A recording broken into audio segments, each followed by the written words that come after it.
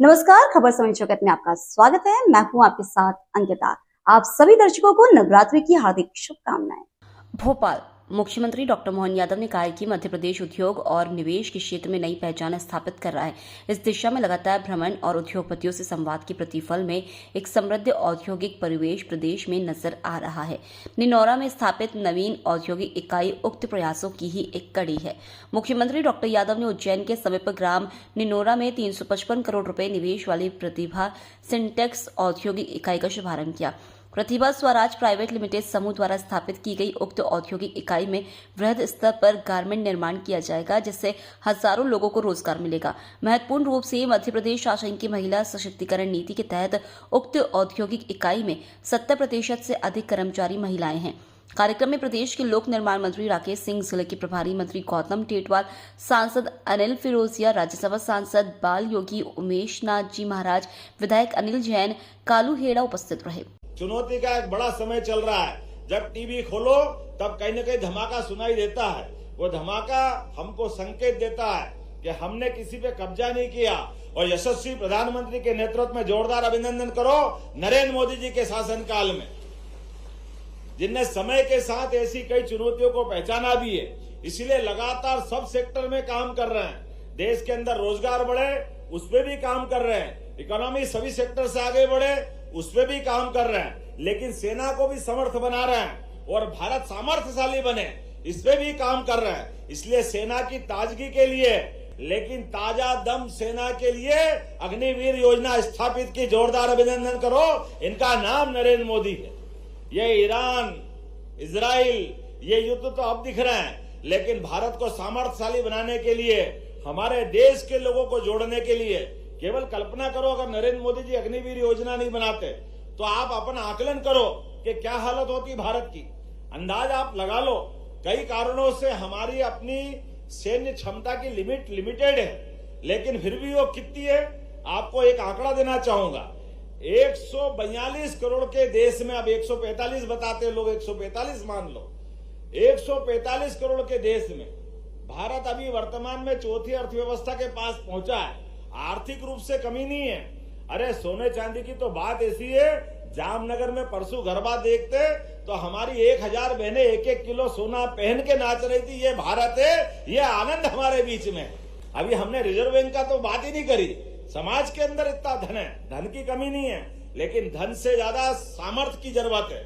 लेकिन सैन्य क्षमता में अभी देश की केवल 13.5 लाख हमारी सैन्य क्षमता है। और हमारी सब प्रकार की फोर्स जोड़ लो, जो सभी प्रकार के हमारे पैरामिलिट्री से लेकर के सारे लोग, ये केवल 40 लाख है। और आबादी कितनी है हमारी आबादी आप अंदाज लगा लो। और उसके उल्टे अगल बगल के इन देशों की हालत देखो तो ये रेशो बहुत अंतर का है। लेकिन सेना अगर खड़ी करते हैं तो सेना पे खर्च भी होता है, वेतन से लेके सारी व्यवस्था तक। तो भारत सरकार को ये भी देखना पड़ता है और संयुक्त राष्ट्र संघ की बाध्यता भी होती है। ऐसे में समान रूप से संतुलन बनाए रखने के लिए माननीय मोदी जी ने ये अग्निवीर योजना चालू करी। वाकई एक बार जोरदार तालियां बजाओ। ये दूरदृष्टि नेता का महत्व है। और वह निर्णय किया है कि दशहरे के अवसर पर रावण दहन से केवल दशहरा नहीं मनना चाहिए, दशहरे के अवसर पर शस्त्र की पूजा भी होना चाहिए। हमारी सरकार ने इसको शुरुआत की है और पूरी सरकार जुड़ी है। सरकार के माध्यम से हमने अहिल्या महारानी को याद किया। जब मैं इस कॉटन इंडस्ट्री के माध्यम से आपके बीच रेडीमेड गारमेंट्स से खड़ा हूं तो मुझे इस बात को स्मरण करते हुए धन्यवाद भी देना पड़ेगा। हमारी आदर्श शासिका हमारे बीच में बहन बेटी क्या काम कर सकती है, इसका उत्कृष्ट उदाहरण मध्य प्रदेश से बढ़कर पूरे देश में कहां होगा। जहां 300 साल पहले हमारी रानी अहिल्याबाई ने अपने शासन की व्यवस्था में, शासन के संचालन के उस कठिन दौर में, जब मुगलों का शासन चल रहा था, जगह जगह पास के राज्यों में युद्ध हो रहे थे, ऐसे युद्ध के बीच में भी पेट पालने के साथ रोजगार दिलाने का अभियान उन्होंने प्रारंभ किया। इसलिए माहेश्वरी साड़ी का उन्होंने उद्योग चालू किया। यह अहिल्या माता ने 300 साल पहले अपने उस उपक्रम में जोड़ा था।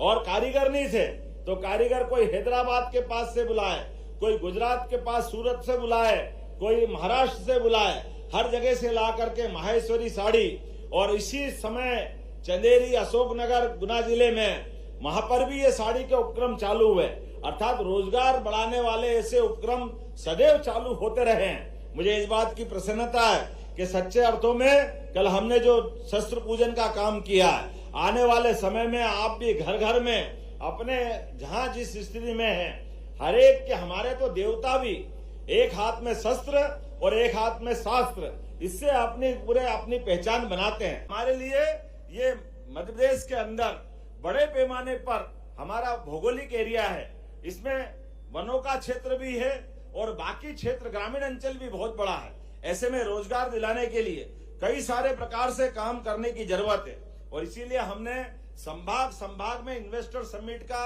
एक अभियान चलाया हुआ है। और यही कारण है कि देश के अंदर भी और राज्यों के अंदर भी हमने अलग से अपने मध्य प्रदेश की पहचान बनाई है। मुझे इस बात की प्रसन्नता है, जैसे आज मैं यहाँ आपसे बात कर रहा हूँ, दोपहर में जाकर के सूरत में इसी प्रकार के अभियान से जुड़ने वाला हूँ और शाम को आकर के फिर रावण मारेंगे और दशहरा मनाएंगे। हमारी परंपरा कैसे छोड़ सकते हैं। खबर समय जगत के लिए संवाददाता आदित्य सराठी की रिपोर्ट।